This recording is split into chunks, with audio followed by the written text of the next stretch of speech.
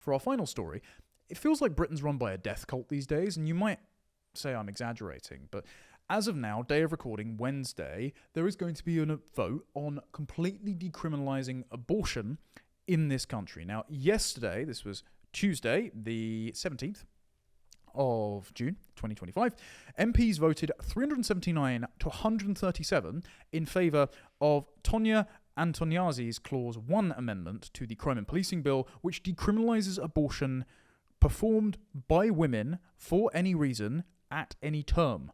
So up to birth. She did keep in place criminal prosecution for doctors who perform late-term abortions without medical exemptions. And these medical exemptions are liberally exploited for mental health reasons. And they may say it's just 1% of all abortions, but bear in mind the last data we had for abortions was 2022, and 252,122 abortions were reported and performed in this country. That's a record high. So 1% of that is still thousands of babies' lives who were taken. And she also included sex-selective abortion prevention protections in there because, of course, it's not about the protection of an unborn innocent life. To them, it's about the upholding of feminist ideology. So if you had sex-selective abortions for a boy, they wouldn't care. For a girl, it's abhorrent. Bear in mind, at the same time, devouring mother-in-chief Stella Creasy, who went from arguing that Parliament needs a creche and she needs to bring her baby to Parliament, to abortion up till birth without any restrictions needs to be in a British Bill of Rights because it's a human right for women to sacrifice their own children, she brought forward an amendment that actually rivaled Tonia's and was even more radical, which meant that it didn't receive as much support, and is why Labour MP and serial narcissist Sir Lindsay Hoyle didn't allow it to be voted on the floor. He only allowed one motion to receive a vote, so he chose Tonia's rather than Creasy's. Stella Creasy proposed Clause 20, which would go further by removing all criminal penalties for abortion, including for doctors who perform them, and including for sex-selective abortions, and including for abortions performed because the baby has a disability. So Tonia's amendment kept those in, Creasy's amendment threw those out, but both women are permitting women to take abortion pills at home at any stage of pregnancy and not to be prosecuted for this. Now, the highest profile example of this was Carla Foster, who during the COVID lockdowns, and what happened during the COVID lockdowns was because women were told to stay at home, they didn't need to have face-to-face meetings with a clinician for an abortion, so they could just ring up, lie, frankly, about the stage of pregnancy they were at and get abortion pills mailed to them in the post. Carla Foster rang, saying she was 7 weeks pregnant, got abortion pills, then took them at 8 months of pregnancy, delivered the live baby, who then died, and was then prosecuted for it. And these have been used as edge cases to say, oh, isn't it terrible that we've prosecuted a woman for having an abortion? No. No, if you've killed your unborn child, your innocent unborn child, knowingly, then you should be prosecuted for it, as should the doctor. As should healthcare professionals who do not implement rigorous enough checks that they are going to do this. It shouldn't be allowed in the first place anyway, but everyone involved in every stage of killing an innocent unborn child, of which a baby always is, they are always an innocent human life, they should be prosecuted if they're involved in ending that human life. Now, Stella Creasy has tried to slip this by the MPs by claiming that her amendment wouldn't change the 24-week time limit set forward in the Abortion Act. But Georgia Gilhurley, who's written fantastically on this, she works with Right to Life UK as well, who have done a lot of good work on this in the Assisted Dying Bill, which I'll come to in a moment. She's pointed out that the 1967 Abortion Act only exists to provide exemptions to Section 58 and 59 of the Offences Against the Person Act 1861 and the Infant Life Preservation Act of 1929. Those are the same laws that Creasy's amendment are looking to repeal. So they would get rid of every single restriction on term limits, on reasons, on abortion. Section 1 of the Abortion Act would be amended so that it says a pregnancy can only be terminated when the listed conditions are met, but then no new offences or listed conditions are provided.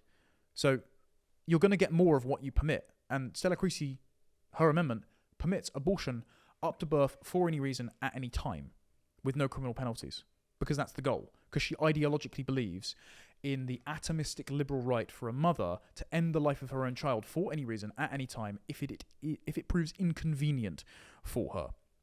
Even pro-abortion lobbyists like BPAS are against it. And BPAS were the ones that provided Carla Foster with the abortion pills in the first place. They have no qualms about what Carla Foster did, but even they think Stella Creasy's abortion amendment is going too far and is legally unsound. Probably why Sir Lindsay Hoyle again gave Tonya, her amendment, the chance for a vote, which MPs passed, 379 to 137, rather than Creasy's amendment, because he knew the amendment would probably be defeated. Now, on the voting, this is very interesting. 8 Tory MPs went along with the majority of Labour MPs on voting for this. Lots of Tory MPs abstained, including former Health Secretary Victoria Atkins, who was going to bring this vote as a whipless vote before the House, before the last general election anyway, and said she was going to vote along with decriminalisation, but she abstained. So this shows you the way the winds are blowing. But these 8 Tory MPs decided to vote for infanticide, blatant infanticide. These include Afra Brandef, Caroline Dinenage, of course, Dr. Luke Evans, Kit Malthouse, Andrew Mitchell, Neil Shastri Hurst, Ben Spencer, and Laura Trott. All of them should have the whip taken away. I know Kemi Badenoch won't do it. The next Conservative leader, if they have some spine, should kick them out of the party instantly. They should suspend permanently all of the Conservative MPs that do stuff like this. Because what are you conserving if not the innocent lives of unborn children? And bear in mind, Brandeth then had the gall of trying to argue with me on Twitter. She wrote, you might want to revisit your post. I and some others listed here effectively abstained on this vote by walking through both the aye and no lobbies. Right. So she was present at and voted for the bill and consciously abstained on the question of whether innocent unborn children should be killed for any reason up to birth. What is the point of you?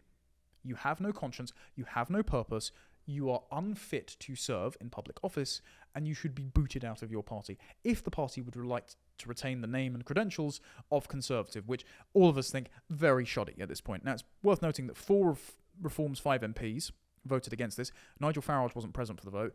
Neither was Rupert Lowe. He was otherwise indisposed. But at time of recording, tonight, there will be the vote against the final bill, and Rupert has already said, I am absolutely determined to vote against the final bill. So he opposes this amendment.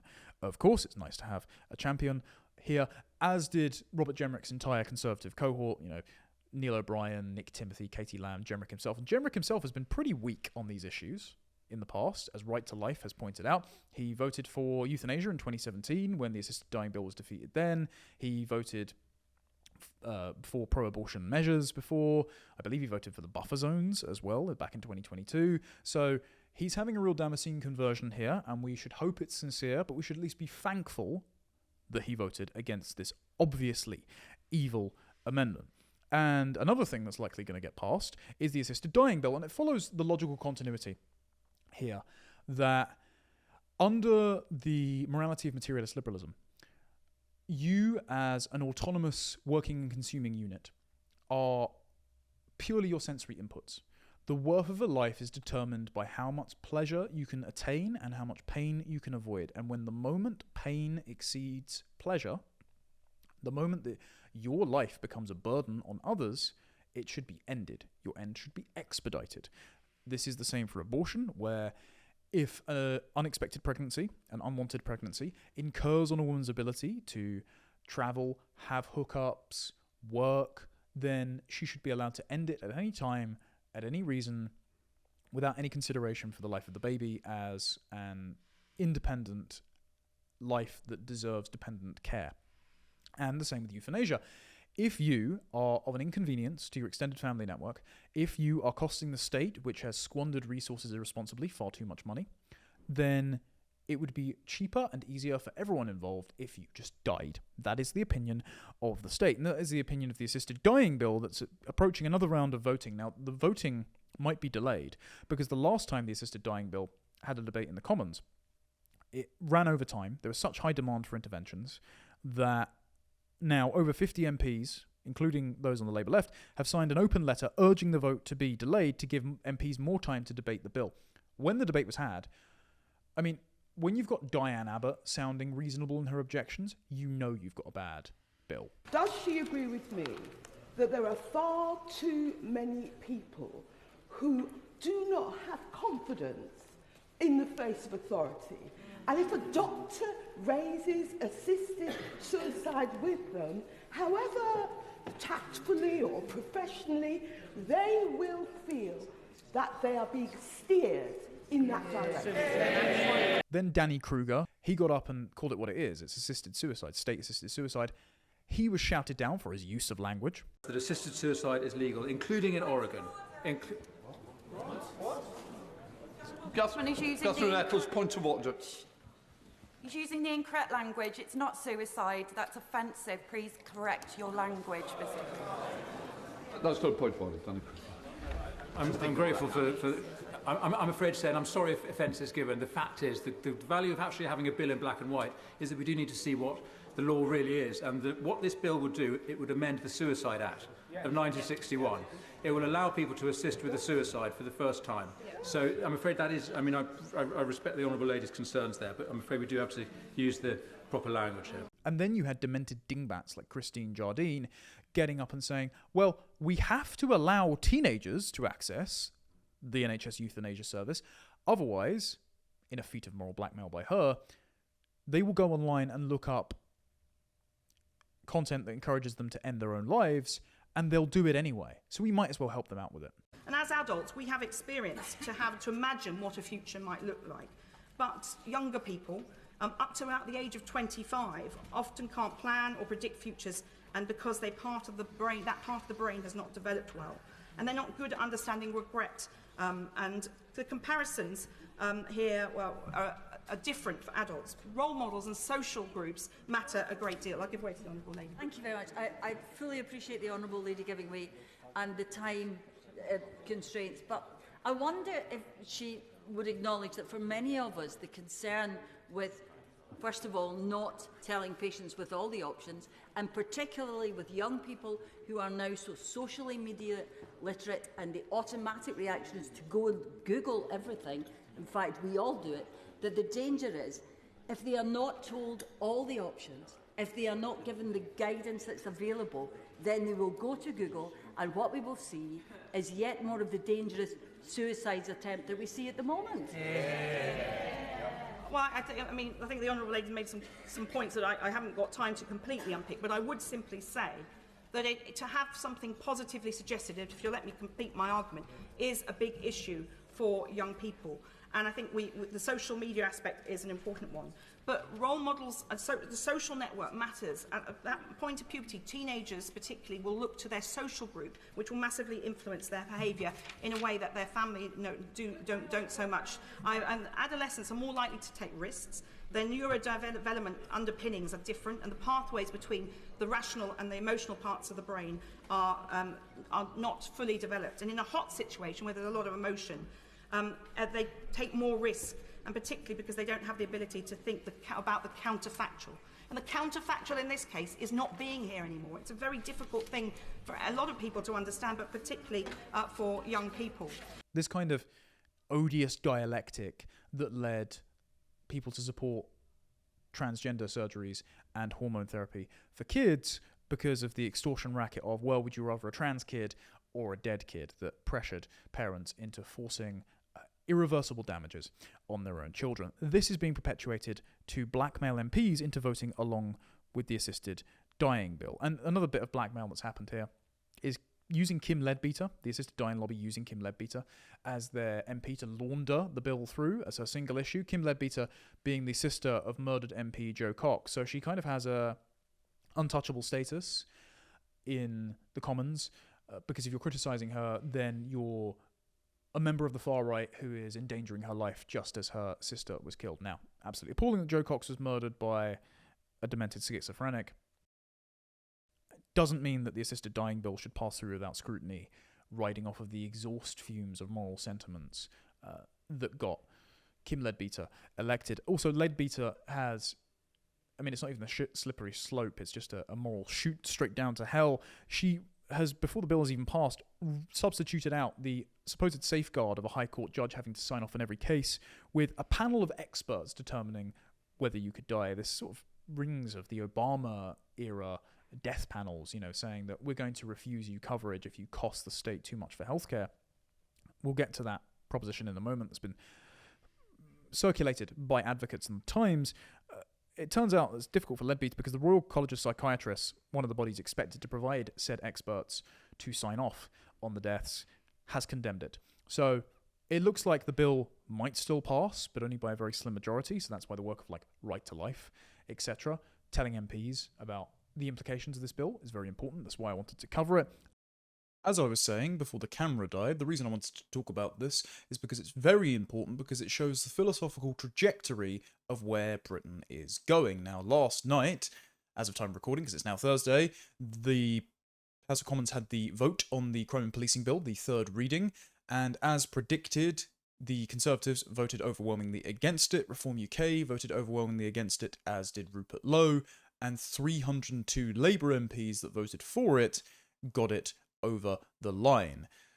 Nigel Farage decided not to show up to the vote because he was too busy discussing bacon crisps and how a poll has rated him Britain's sexiest politician on his GB News show instead. So, dealing with the really important things there. But well done to everyone who did vote against it. Kemi Badenoch did a 2-line whip on the issue. The only Conservative who did vote for it, actually, was yet again Dr. Luke Evans, because he voted both for and against, explaining on his website that he wants abortions to be available for girls that have been victimised by the grooming gangs. I would say punish the abusive father of the child born through abuse, not the child for being conceived through abuse.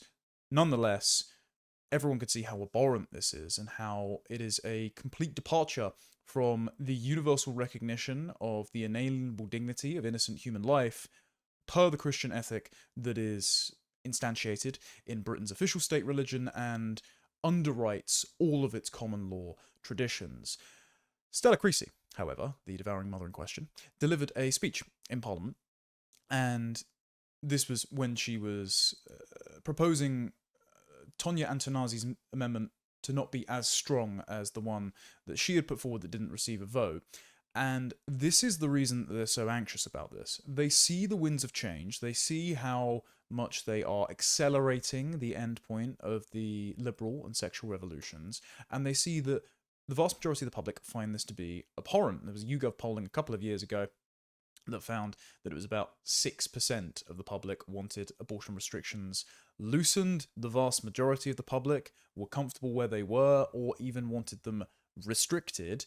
And now Stella Creasy is worried that a large share of young men in this country who are recognising the capricious overreach of the type of liberal feminism that Creasy represents want to ban abortion outright for its injustices inflicted on children. And so during her speech, she announced that Britain was literally the Handmaid's Tale now, despite her government being fully on her side on the issue of infanticide, and said that we have to codify the abortion on demand up till birth for any reason position in law before we have a US-style pro-life movement. Those of us who recognise that reproductive rights are the foundation of social justice know that now is the time to act.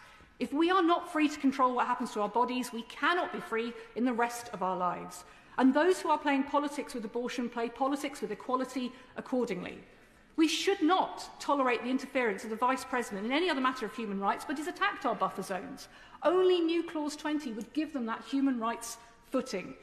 We would not ask a woman to carry to term a baby that will die at birth. But again, there are people in this place who call our abortion laws ludicrous and advocate for reduction in the time limit, putting a woman's health secondary. That would not happen under a human rights frame. And there is an important point now that those of us who care about these rights need to act now and tonight. Because with less than half of all young men in this country under 40 believing abortion should be legal in most cases, those who feel content that abortion is a settled matter and cannot be weaponised in our politics need to listen to the drumbeat that is already banging loudly in this country. So we face a choice today. We know these laws are outdated, but do we retain them but limit them, or remove them and get ahead of what is to come? I urge colleagues who care about these matters to listen to our American counterparts who bitterly regret not having acted under Biden and Obama to protect abortion access, and now find themselves with medics being prosecuted and dragged across state lines. Do we learn? So Creasy lives entirely in fiction, except for the part where she says those are playing politics with abortion play politics with equality. She is correct. Again, this is founded on the liberal fiction of all human beings being blank slates and free and equal, and that somehow relationships and dependent care obligations are an unjust incursion by nature itself on man's natural state, in that they should not be limited in the ability to pursue the desires of their will, their appetites, and that any limitation on doing so will lead to inequality. So therefore we have to remove all limits and we will get equality.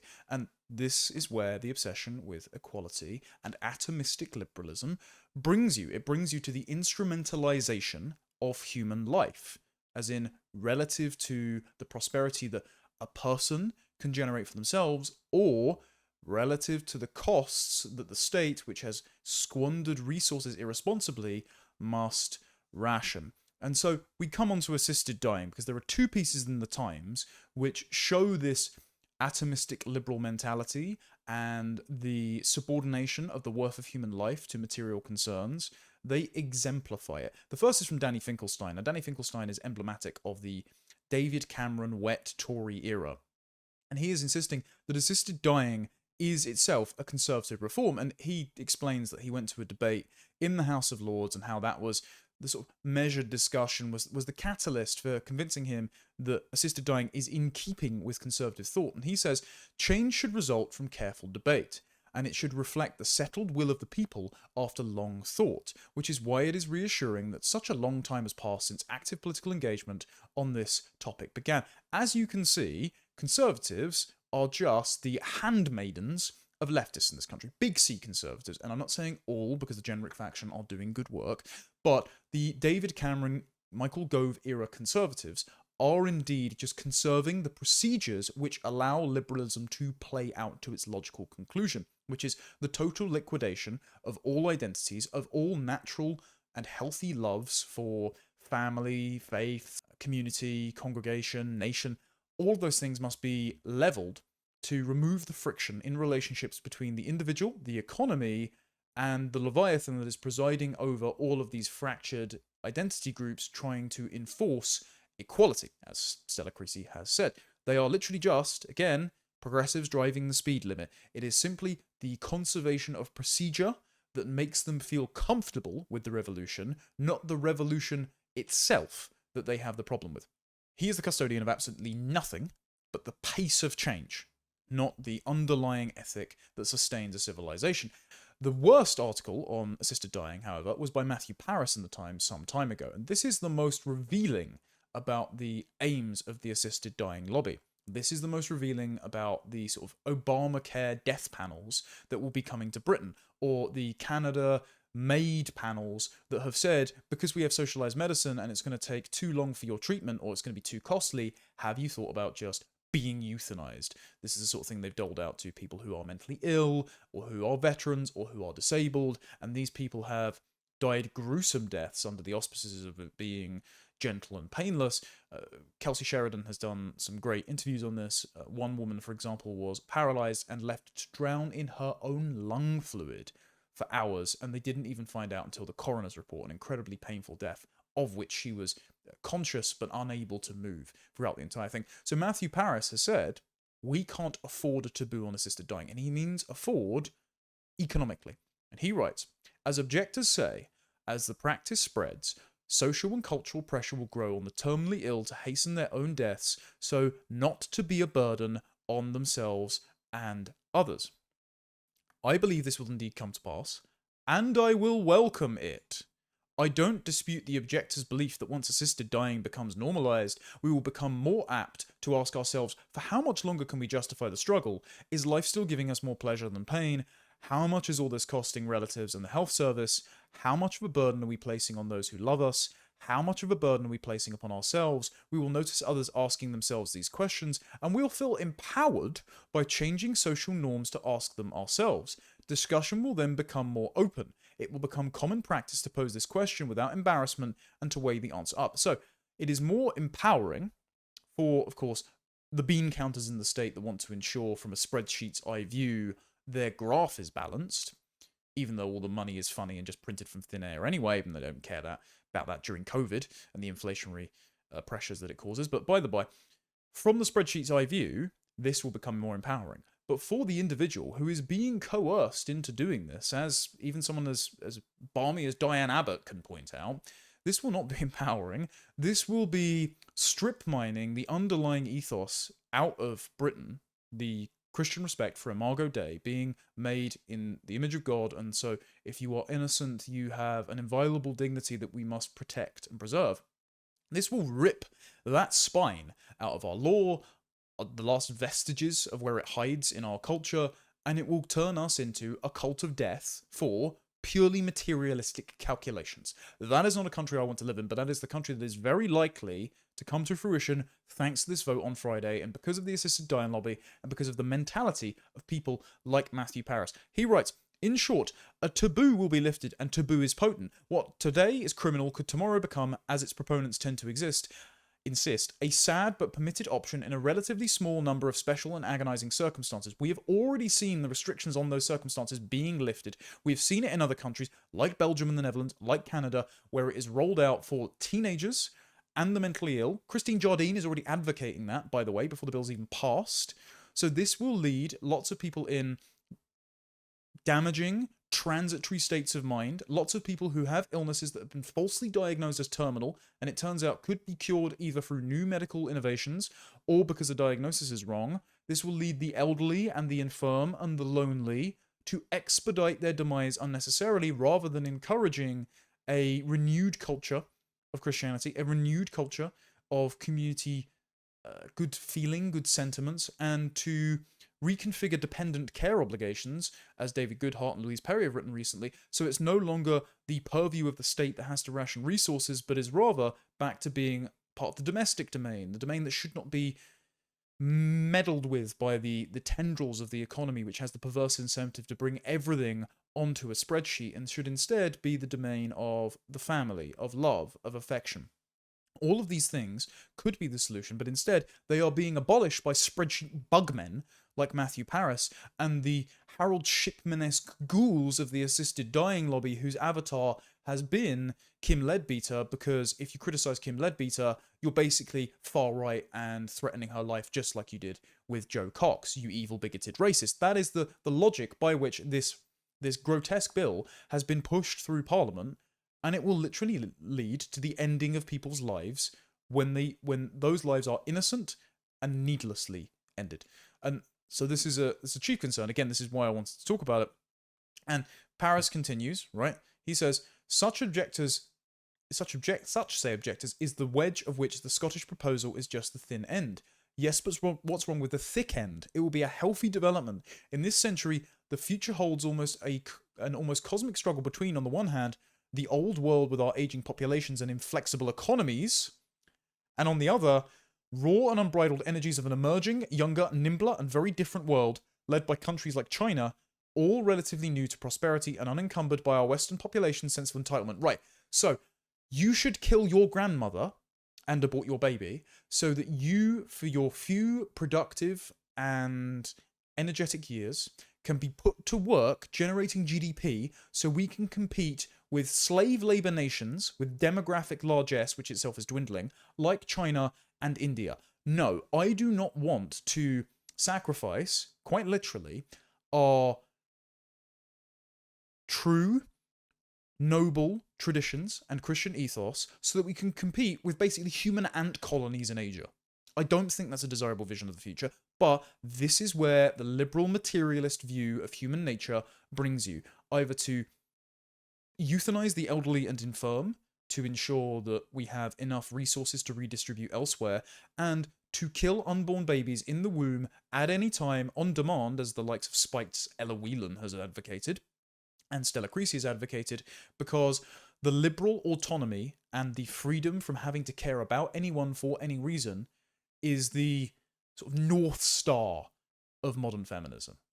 And so Paris continues, it may sound brutal, but I don't apologize for the reductivist tone in which this column treats human beings as units in deficit or surplus to the collective. Just open communist language. Again, spreadsheet materialism. It's the total indifference to human suffering by people who think in terms of statistics. For a society, as much as an individual, self-preservation must shine a harsh beam onto the balance between input and output. To protect its future, a healthy society must adapt its norms, its cultural taboos, and its moral codes. This does not usually happen by decree, but by a largely unconscious general creep. People begin by changing their minds, often unaware of why. Okay, so the spreadsheet men want to socially engineer and nudge us towards what Louise Perry once referred to as repaganizing. The brutal treatment of the infants, elderly, and infirm according to the atomistic appetites of those who think themselves most strong and psychopathically least susceptible to claims of pain and suffering by others and those who need it most. So those least likely to care about other people who have legitimate claims of needing protection and consideration are going to dominate this. So it's just a wholly psychopathic view of human nature. And he finishes with, I suspect and I believe, I notice, that our culture is changing its mind about the worth of old age when coupled with crippling degeneration, incapacity, indignity, and often suffering. If I'm right, our growing interest in assisted dying may reflect a largely unconscious realization that we simply cannot afford extreme senescence or desperate infirmity for as much as many as such individuals as our society is producing. Your time is up will never be in order, yes, but the objectors are right. May one day be the kind of unspoken hint that everybody understands, and that's a good thing. A civilization that no longer believes its infants or its elderly are of value in and of themselves because of the relationships that they have with mothers, fathers, sons, and daughters, is a civilization that is going to discontinue, both demographically and culturally, because you don't have the village elders or the next generation to pass culture onto somebody. And so, this rereading of everyone in light of liberal materialism, this instrumentalizing of human lives in relation to how much GDP can be squeezed like blood from a stone to compete against non-liberal nations like China and India, this is the place it leads us to. Absolute barbarity and inhumanity. It turns us into a death cult.